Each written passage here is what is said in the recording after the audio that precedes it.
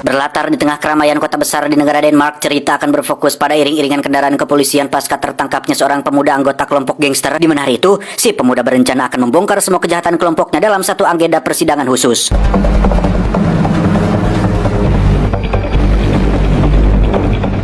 Pengawalan ketat terus dilakukan termasuk dari seorang agen kepolisian intelijen bernama Helena. Ini orangnya, sehingga rombongan bisa sampai di depan kantor pengadilan tepat waktu. Tapi sayang, sedikit kelengahan mereka lantas dimanfaatkan oleh pria tak dikenal yang tiba-tiba muncul dan menembak bebenul si pemuda hingga tewas. Cerita pun beralih ke sebuah kamar sel tempat tinggal sosok napi karismatik bernama Zaid. Ini orangnya, yang mana hal itu dibuktikan ketika ada seorang napi junior yang tengah diganggu oleh sekelompok napi lain. Yang di sini, Zaid benar-benar mampu menyingkirkan mereka walau hanya dengan tatapan matanya saja.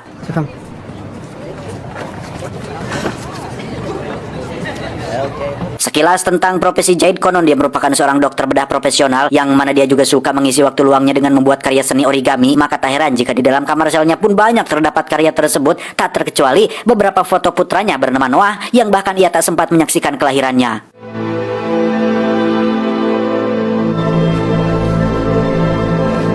Sejurus, Zaid dipanggil petugas lapas untuk menghadap seseorang yang tak lain adalah Helena. Dia yang telah mengetahui sisi brutal Zaid pun lantas meminta perannya dalam menangkap tokoh di balik aksi kriminal yang terjadi tadi siang. Namun karena merasa tak ada kaitannya, maka Zaid pun menolak mentah-mentah tawaran tersebut meski dijanjikan hadiah kebebasan.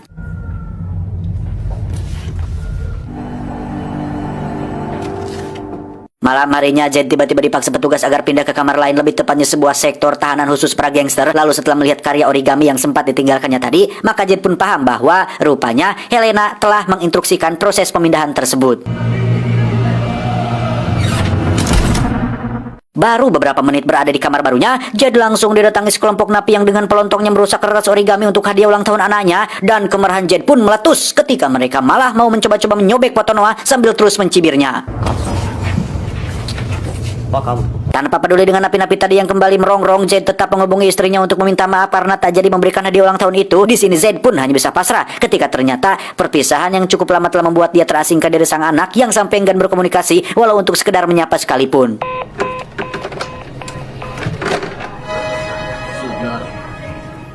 Tak ingin keadaan ini terus berlarut-larut, Zaid pun akhirnya menerima tawaran bebas bersyarat dari Helena, di mana sebelum mengarah ke target utama, terlebih dahulu Zaid harus mampu mencuri perhatian kaki tangannya, yakni seseorang yang bisa disebut sebagai sosok paling berkuasa di lapas ini. Dan tanpa buang-buang waktu, esoknya Zaid pun langsung beraksi sesuai arahan tersebut.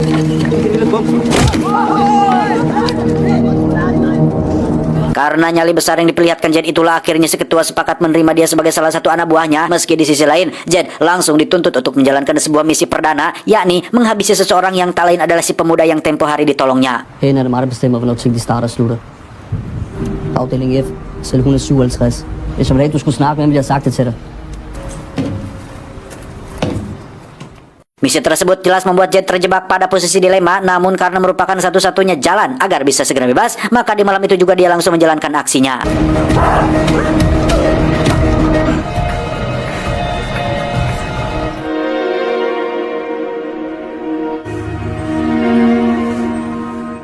Singkatnya, Zaid pun dibebaskan dan sampailah di depan sebuah apartemen di mana dia bertemu dengan seorang pemuda komplek bernama Didi yang dengan senang hati mengantarkan Zaid sampai di kamar tempat tinggal barunya tersebut. Diri, tidak harus.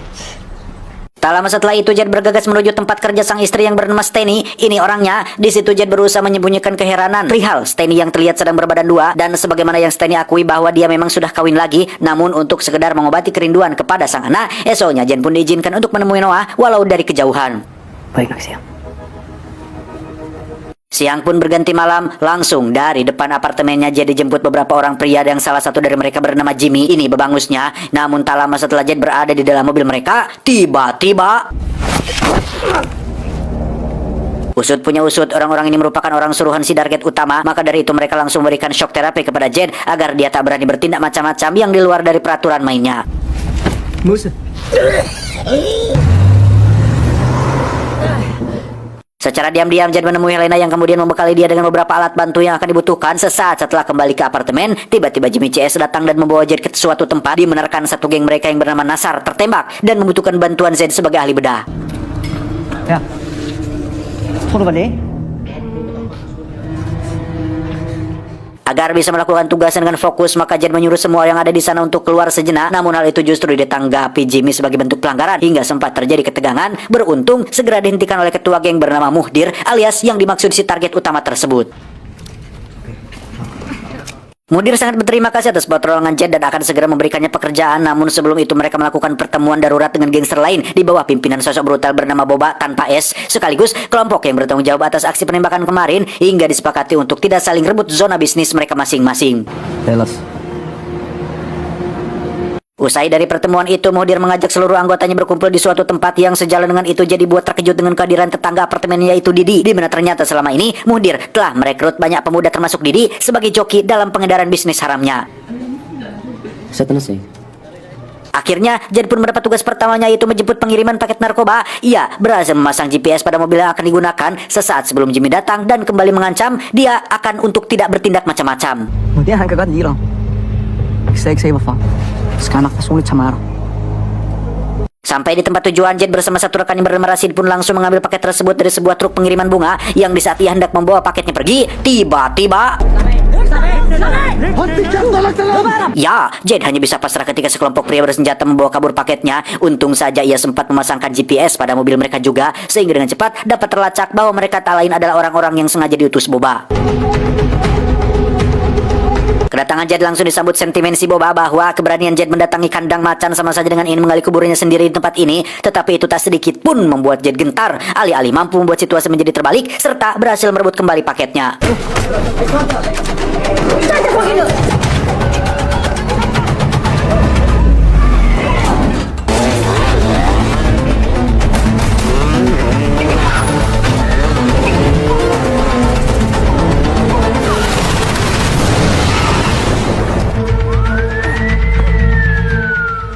Setibanya kembali di markas, Jed langsung menerangkan kronologi yang terjadi barusan. Bahkan ia pun berasumsi adanya pengkhianat yang telah membocorkan misi rahasia mereka kepada kelompok Boba. Namun Muhdir tidak serta-merta mempercayai semua itu, kecuali setelah Jed menunjukkan bukti sepucuk pistol yang telah ia rebut dari tangan Boba langsung.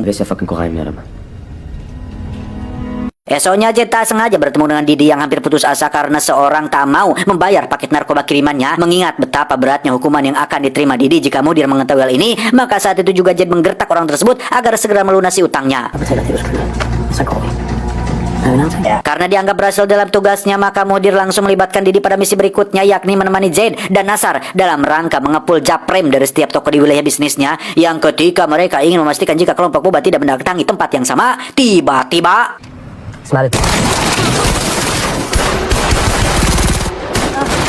dan ya, Nasar pun harus mati tragis oleh serangan brutal kelompok Boba, sementara Jed berhasil membawa Didi menyelinap ke sebuah toko dan menyuruhnya segera pergi melewati pintu belakang.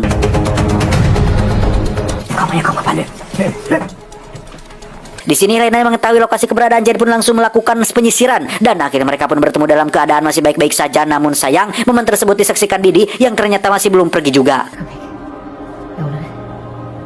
Dari rekaman video yang Muhdir terima setelah kejadian itu jelas terbukti bahwa memang kelompok Boba lah pelakunya. Sementara di ruangan lain berlangsung obrolan serius terkait GPS yang belakangan mereka temukan pada mobil Muhdir, di mana hal itu sontak membuat Jed merasa bahwa penyamarannya akan segera terbongkar. Di tengah kecemasannya itu, Muhdir tiba-tiba membawa Jed dan Rashid ke sebuah gudang yang biasa dijadikan tempat interogasi. Rupanya dari rekaman video tadi, Muhdir menemukan indikasi bahwa belakangan ini Rashid telah menjadi informan untuk geng Boba. Maka tak menunggu lama lagi, sebuah adegan interogasi kejam pun dimulai. Muhdir! Muhdir!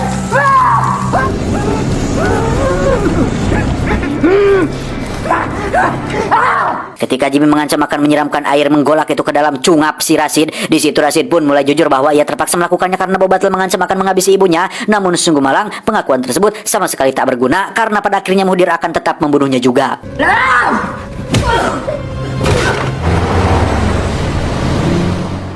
Apa yang barusan disaksikan membuat Zaid menjadi miris sampai-sampai ia berniat untuk membatalkan misinya. Namun dibalik itu, Helena punya bukti kejahatan Zaid saat dulu ia terjerat kasus produksi kokain yang mana butuh waktu 8 sampai 10 tahun lagi untuk Zaid bisa bebas, sehingga tak ada pilihan lagi kecuali dia kembali melanjutkan misinya sampai tuntas. Keesokannya, Jed memberanikan diri meminta izin Stanny untuk membawa Noah ke sebuah wahana bermain yang meskipun ini momentum kebersamaan mereka yang pertama kalinya, tetapi Noah terlihat begitu menikmati dan sangat senang bermain wahana dengan Zaid. Namun saat perjalanan pulang, mereka diganggu sekelompok orang yang tiba-tiba memberondong mereka dengan tembakan.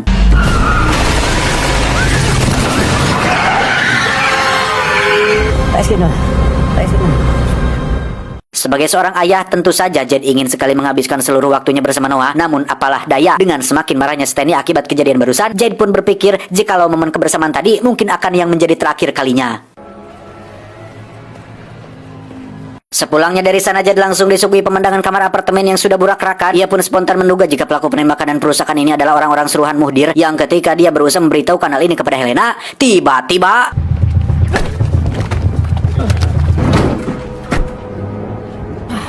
ya, dalam kondisi tangan terikat, Jed dibawa kembali ke gudang yang tadi, di mana Muhdir lantas memberikan ancaman keras kepada Jed lewat obrolan telepon bahwasanya dia akan segera menghabisi mantan istri dan anak sematawayangnya tersebut. Kan du vil være til meg, kom nu.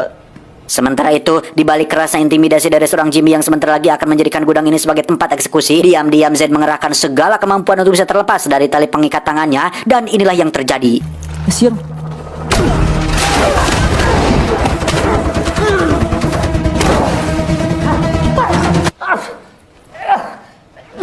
Dalam waktu singkat, Jed sudah sampai di markas geng Muhdir dengan menggunakan mobil milik Jimmy. Lalu beberapa orang penjaga yang mengira jika dia adalah Jimmy pun dihabisinya pula. Dan ya, akhirnya Muhdir pun ngurumui dengan tembakan membuat Jed mengenyang kemos dan mati langka. Beruntung Didi yang sebelumnya Jed suruh pergi ternyata datang lagi untuk menebar ancaman kepada Muhdir, dan sekecil apapun kesempatan itu lantas dimanfaatkan Jed untuk melepaskan tembakannya.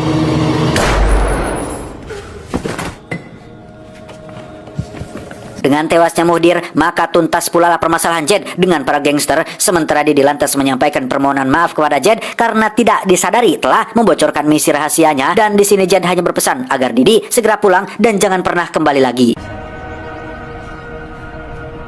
Sisi lain dari inti kisah perjalanan Jed ternyata belum tuntas seutuhnya, mengingat dia masih harus berpikir bagaimana cara agar bisa hidup ngaronyok lagi dengan istri dan anaknya, sekalipun itu cukup mustahil bisa terjadi.